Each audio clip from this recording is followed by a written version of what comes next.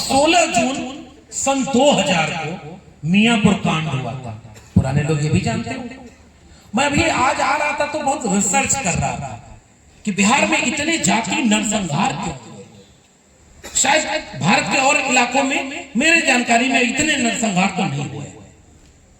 1977 10 जून 1977 उसी गया के गोह विधानसभा के सागरपुर गांव में आधिकारिक आंकड़ा है कि 8 लोग मार दिए गए थे।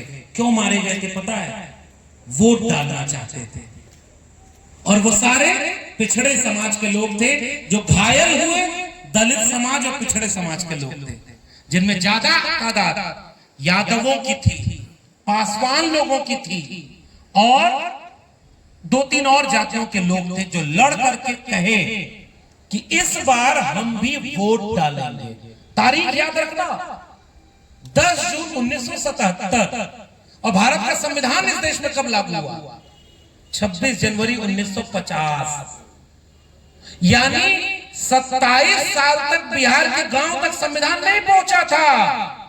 गांव के गांव दलितों पिछड़ों के वोट तक नहीं डाल सकते थे। बताइए ये बात सच है कि नहीं? बिल्कुल सच। इसी बिहार में वोट डालने से जातीय पूछ करके रोका जाता था। और जिनको ये पीड़ा पता है वो इस तरह के कार्यक्रमों में शामिल हैं। ये आपका आज का नौजवान पता ही नहीं कि वोट डालने के लिए वहां आधिकारिक तौर पर 8 लोग मार दिए गए। तब ना उसको पता चलता कि वोट डालने का अधिकार जान दे करके, कुर्बानी दे करके हमारे पुरखों ने हमारे लिए दिया। तब ना वोट डालने का अधिकार को कीमत समझता। आज तो बोली लगाई जा रही है।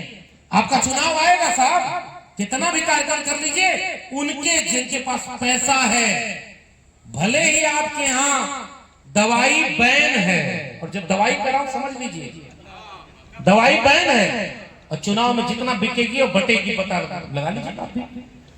उस पर चले गए वोट देने, 500 रुपए 1000 रुपए पर वोट दे दिया और वोट खरीदे जा रहे हैं।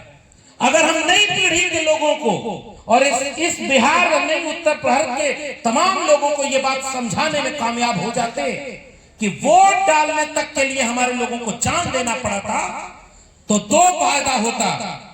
अपने वोट की कीमत समझते और वोट को बेचते नहीं, और दूसरा वोट को सही जगह देते ताकि उन लोगों की हुकूमत कभी बिहार में नहीं बनती जिन्होंने आपको वोट डालने से रोका था। लेकिन इस जगह पर हम चूक गए। और उसके बाद चाहे वो बेलछी कांड 1977 का हो, और उसके बाद तो साहब 1990 के बाद मैं हम लोग बैठे थे, कॉमरेड मनोज मंडल और बाद में रिंकू जी थे, जहां हम लोग अभी रुके थे, तो कई नौजवान आए मिलने और उन्होंने कहा कि साहब गांव-गांव से चर्चा हो रही है, इससे कैसे लड़ेंगे? गांव-गांव कथा भागवत शुरू हो रही है, इससे कैसे लड़े? क्योंकि ये सारा काम राजनीतिक है, ये आप भी जानते हैं।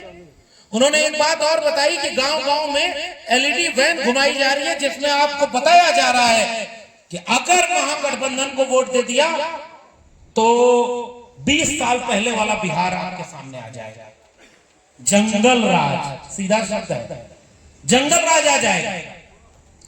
अब मैं सोच रहा था उस पूरे नरसंहारों की लिस्ट देखते हुए कि साल 1992 से शुरू होकर के बथानी टोला 12 में हमला हुआ, और किसने हमला किया, कैसे हमला हुआ, और किन जातियों ने अपनी सेना बना ली थी, और जो सेना केवल दलितों, पिछड़ों और मुसलमानों पर नरसंहार करने का काम करती थी।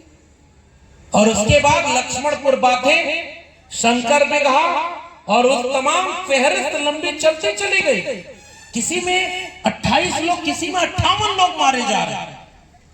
रात के अंधेरे में ये जो गोह में हुआ, पहले सेनारी में हुआ, और 1999 में सेनारी हत्याकांड नरसंहार, और उसके बाद सन 2000 में मियापुर नरसंहार।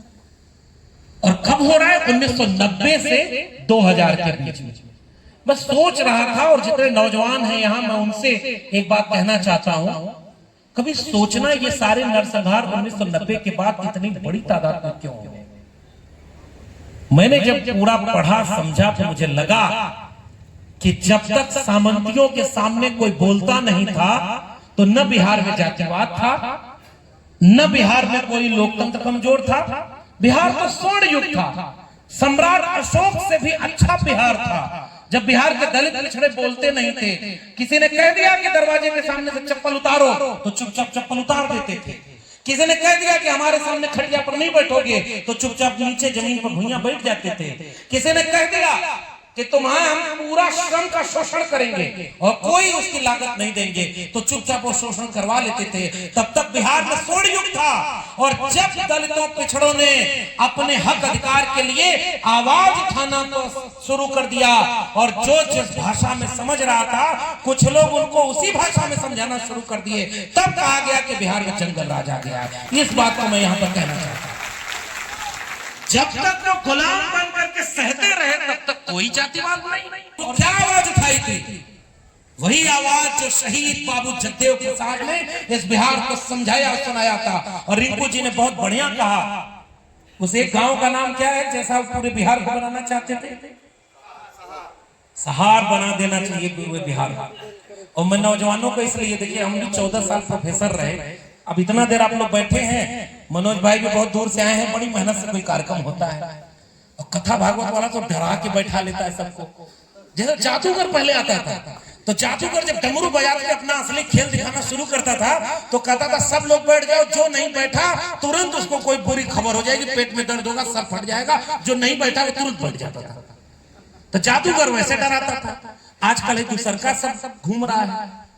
पहले हम लोग, मैं आजमगढ़ का रहने वाला हूँ, इलाहाबाद यूनिवर्सिटी में पढ़ाई करता था और वहां जब जाते थे तो बस से जाते थे, सरकारी बस में, तो पर्चा बांटने वाले आके हर सीट पे एक एक पर्चा बांट देते थे।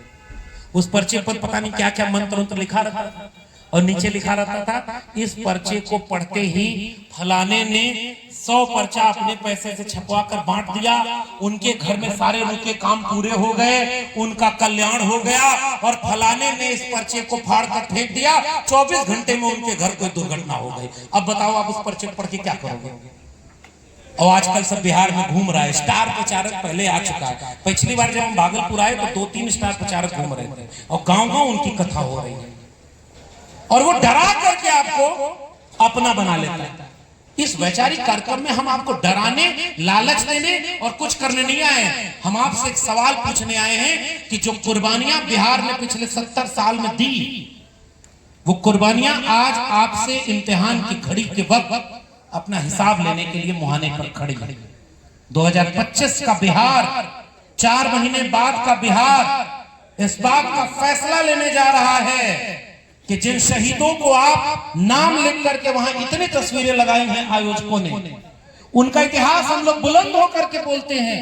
डॉक्टर अंबेडकर ने ये किया, डॉक्टर लोहिया ने ये किया, कर्पूरी ठाकुर ने ये किया, जगदेव बाबू ने ये किया, बीपी मंडल ने ये किया, तो वो तो करके चले गए और ऐसा बिहार देकर के गए कि हम और आप ताकत से बोल सकते हैं 25 साल बाद अगली पीढ़ी आपसे और हमसे पूछेगी कि पुरखों ने तो जो करना था कर दिया, उनसे कुर्बानी लेकर के उनका लहू बहाकर जो तुम्हें सौंपा था उन्होंने, तुम्हारी आंखों के सामने जब वो बर्बाद किया जा रहा था तब तुम क्या कर रहे थे? ये सवाल हमसे आने वाली पीढ़ियां पूछेंगी। तो अंबेडकर बचाने आएंगे आपको कि लोहिया बचाने आएंगे या कर्पूरी ठाकुर आकर के बचाएंगे? वो तो मसीहा थे और जब तक हक अधिकार की लड़ाई लड़ी जाएगी तब तक वो हक अधिकार की लड़ाई को दिशा देने के लिए मौजूद थे, मौजूद हैं और मौजूद रहेंगे। लेकिन हम आने वाली पीढ़ियों को जवाब देने लायक नहीं बचेंगे। इसलिए मैं गुणगान उन पुरखों का नहीं करके अब का वक्त खराब करना चाहता हूं।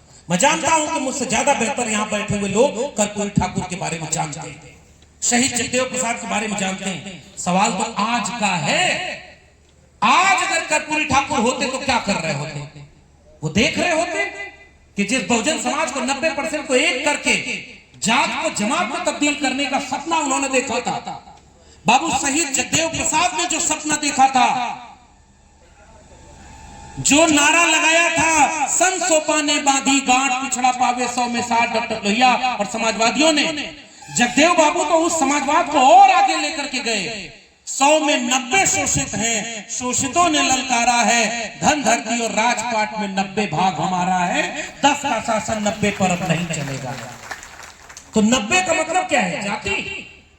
जाति तो 90% किसी की नहीं है, लेकिन जमात 90% वंचितों की, शोषितों की, गरीबों की, कमजोरों की और उन वंचितों की है, जिनको एक करने का सपना ये लोग देख के गए थे।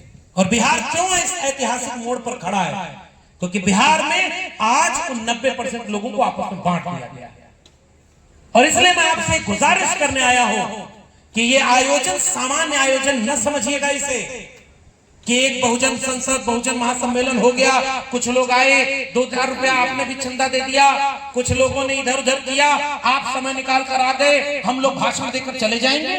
नहीं साहब, ये आयोजन उन परिस्थितियों में हो रहा है जो इस बात का फैसला करेगा कि अगर 4-5 महीने बाद आपने बिहार में संविधान को बचा लिया, सामाजिक न्याय को बचा लिया, तो ऐसे आयोजन और होंगे, और अगर नहीं बचाया तो ऐसे आयोजन हो भी नहीं पाएंगे।